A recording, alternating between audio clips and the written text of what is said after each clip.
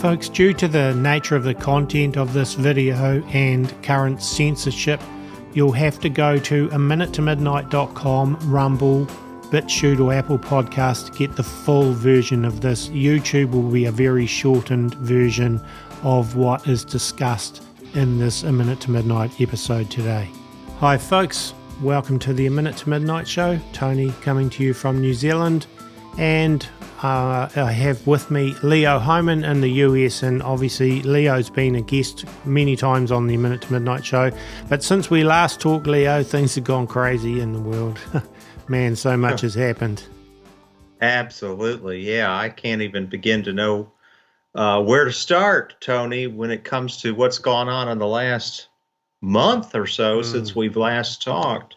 But obviously it all starts in Israel, and I guess we can go from there as far as my view of how that fits in with the broader agenda going on in the world today.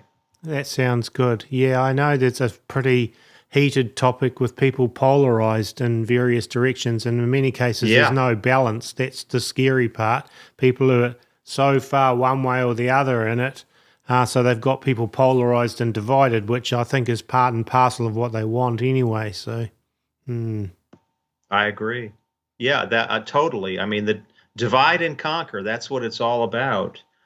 And it didn't take me too long to figure out what I thought was going on. I wrote an article October 9th, about a day and a half after the attack of the terrorists, the Hamas terrorists on Israel. And basically I thought, and I hold to this view, actually it was one day after, October the 8th, and the headline of my article was "Globalists Open Second Front in World War III. Attack on Israel activates, quote, 0 hour, unquote, around the world, and America is not immune." Excuse me. So the very next day, October 8th, I formulated my view, and I hold to it to this point.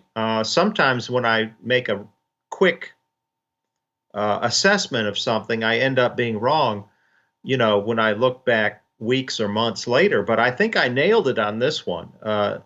This is a second front in World War III. World War III started in the Ukraine, and it wasn't going very well for the West. Ukraine came out with their counteroffensive starting around June of this summer, and they really didn't gain back any of the territory that they lost. In fact, I think they lost a little bit more. The Western media, rather than report the truth, the Western media just sort of stopped reporting on the Russia-Ukraine war. And people's interest was starting to wane, okay? Yeah.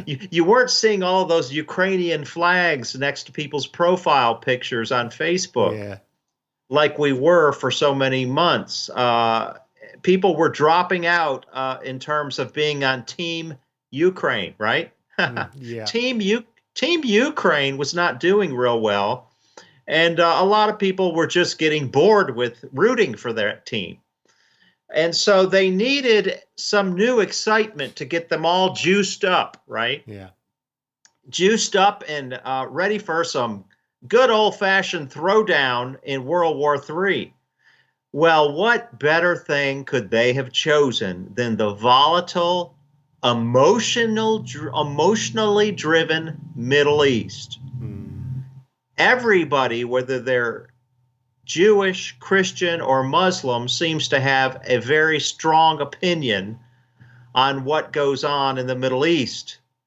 And so when you have over 1,400 Israelis slaughtered in some of the most barbaric, disgusting manners imaginable,